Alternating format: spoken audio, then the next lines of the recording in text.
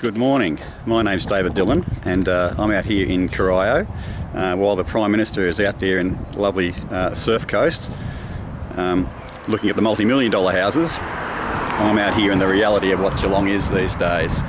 So this is a suburb, and if you can see behind me, this is basically all these commission houses. These are the people that are trying to get a house and trying to get along getting nothing. So all the Prime Minister's initiatives on housing that he's been releasing are going to do nothing for them. All the $25,000 building redevelopment stuff did nothing for them.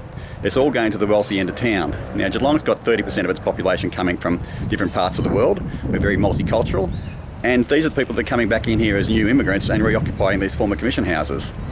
And what have they got to look forward to? Destroyed shops. It looks like it's an absolute ghetto. And I can take you through Nor Lane, North Shore, Corio, Whittington, all sorts of zones. Thompson, they're everywhere around Geelong. We're ringed by it. And as those big industries like Fords, etc. have shut down, people have tried to stay in here and keep the lifeblood going as the jobs have disappeared. I started at Fords as a 17-year-old, riding my bike 24k each day to go out there and work as a heavy press operator. Sorry for the stut, I've got other things going on here. And it's just totally changed. You know, people are trying to get along. I'm running as an independent candidate on the Senate white paper on the bottom right-hand side. I'm putting myself out there as the last hope for people. We can't go and change the big parties and the might, because they aren't going to do it too with the balance of power. But if I can get a word in there each ways to try and improve things, that'd be great.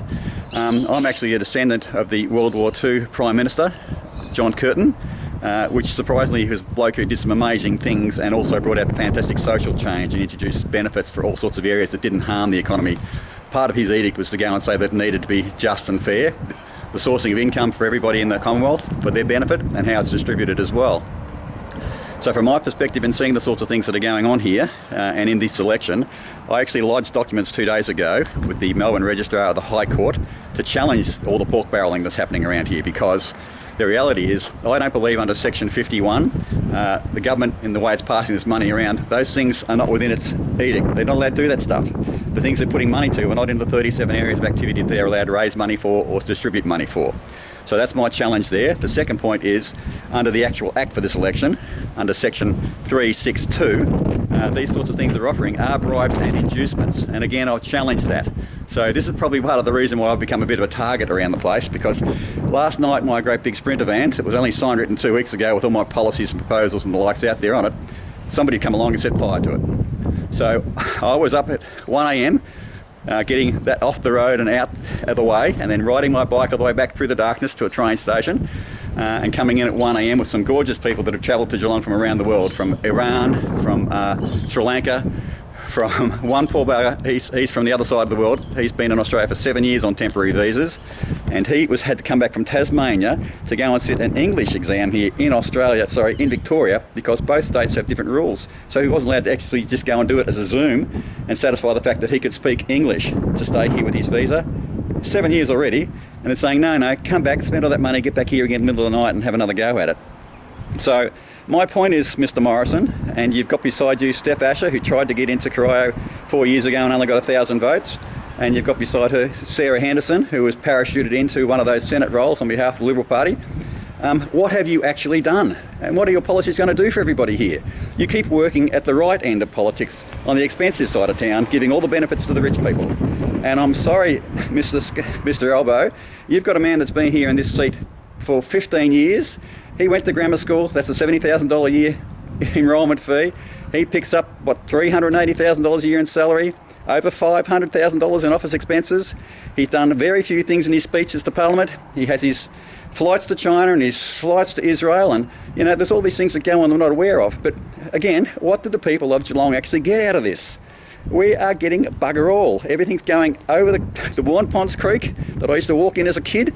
If you're down that side where it's marginal, you're getting all the pork barrelling of millions and millions and millions, the things unrelated to what the federal government's allowed to derive, take money for and spend on.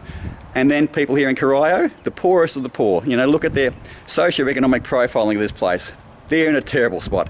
And the new immigrants coming to Australia are getting put into these places. Those houses that are around me, these former commission houses, that was another dodgy deal, where the government realised that the cost of maintaining these was going up and up and up. So years ago they said, let's go and sell them to the people that are inside them. So everybody said, we've got to go and buy it, because, where else are we going to go? So the locals bought these houses and then realised they haven't got enough money to actually go and pay for the maintenance and upkeep on them. So, you know, it's structural challenges you put on people here. And right now, the policy you're spruiking is this bit about buy a house. Please go to my website, 1abcd.au, and have a look just the first initiative, the one on housing. I'm showing how people can go and get into their own house in 18 months if they're a couple, 2 years and 1 month if they're single, and it's all simple things and it costs nothing from the government. Doesn't rise inflation, doesn't do anything, gets people in houses. And when all those previous little rented houses around the place are no longer occupied because people have gotten to their own, all those houses instantly become available for social benefit, become something for people that are desperate, like women that need to escape a bashing husband. So take that scenario with you. It's quick, it's easy, it's a simple one. And then from there, please consider some of the other ones I've got on that site there. I'm a CPA. I've been around this town for 63 years. I've seen all the shit that's gone on. Sorry, can't swear. I'll be struck off Wikipedia for that one. And there's instant solutions we can bring about and bring the community with us. So instead of being for people on the far right of both politics and the crazies in the middle coming down from Queensland now wanting to get a chunk of it, give people a chance to get a better fix and get it happening faster. Thank you. Good luck to us all. Bye.